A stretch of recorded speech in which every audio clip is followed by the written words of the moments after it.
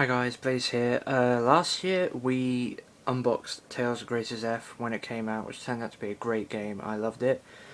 And today, I received in the post, and amazingly actually, pre-ordered from Amazon, Tales of Xillia, Day 1 edition. I was really surprised to get this today because, like I said, I pre-ordered it, but I didn't do any special shipping option. I did the free delivery, but it still arrived the morning of release, which is cool. It's cool, but honestly I'm not going to be playing it straight away. I have other plans right now, but it's something I want to play in the future. But you've probably, a lot of you are probably subscribed to people that have already unboxed the American edition, like for any of my American friends or even British friends that are subscribed to Americans and such. The American edition did come out in the UK, the big collector's edition with the figure and such. I didn't really want that. It was kind of over expensive, and I don't really understand wanting a figure unless you know the character already. Like, if you don't know the character, yeah, you get a figure with the big collector's edition, but it seems like you're putting in a lot of money for something you might not even like. So I've never really understood that, but whatever, I wouldn't really want the figure anyway, even if I were to like the characters.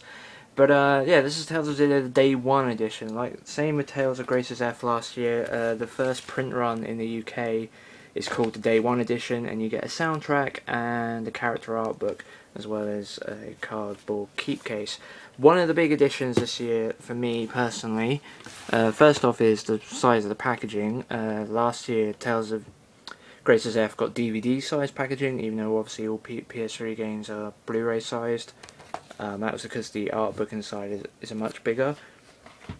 So that's one bonus, but the big bonus for me is this. We got the logo on the side. I mean, it's not a huge deal, obviously, it doesn't overly bother me, but it's a welcome addition, because the tendency for Sony Europe to have all their packaging like this, obviously this was released by Namco, but it seems like for the PS2 era, pretty much essentially every PS2 game had just black font and white text. So I really appreciate seeing the logos on stuff, and not only is it on the outer box, but it's also on the inside. So let's take a look. And the packaging is really tight. I have already opened this to take out the Namco code or whatever, but it's really tight, just like the Super Nintendo and Nintendo boxes. You're going to be doing this because I don't really know any. I'm sure there's a more sensible way of opening them that doesn't allow that to happen, but I don't know what it is. Okay, so to get it out, it's really quite tight packaging. Very tight. I suppose we haven't really looked at the front. So here's the front with all the characters and great artwork. The side and the back with the soundtrack, the art book, and the thing. Okay, now we're trying to get it out. There we go. Okay, so we'll look at the game first.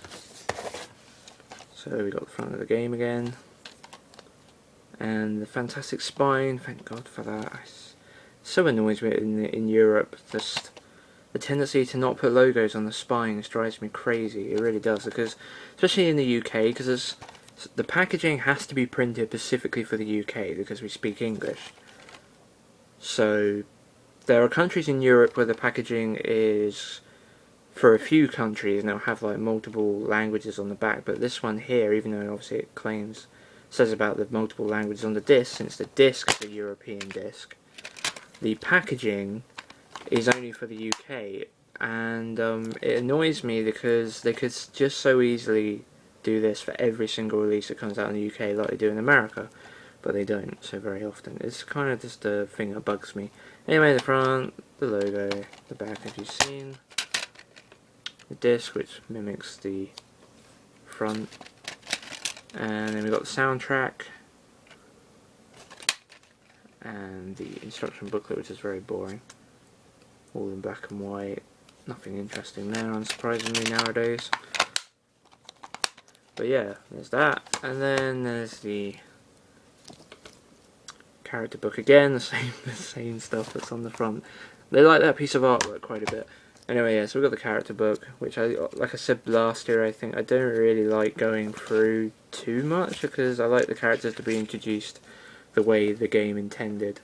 So I don't mind obviously knowing what they look like and stuff, but I don't like to read any further into it. Tales of Xillia is an interesting game for me. The designs of the characters have changed quite considerably. They're not going to be so chibi-like. I mean, they weren't really chibi before, but they were like the adult characters were they kind of were, like their legs and arms weren't as big as perhaps they should be and stuff.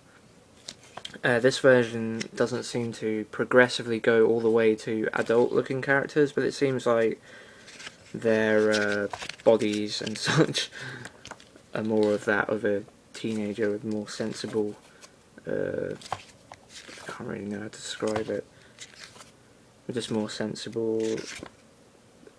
Whatever, you know what I mean. I can't think of the word. He's pretty cool. And there's the whole crew. Him and him look very cool. So yeah, Tales of Xillia. I'm wondering if we'll get the sequel. I think we probably will in the long term. Probably this time next year, in fact.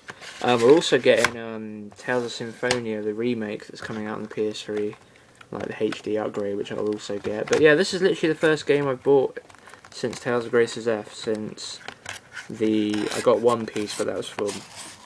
That sounds like I'm doing something terrible to the art book. It's a very tight fit. Like, I doubt most people will keep the box, but I kind of do like the box.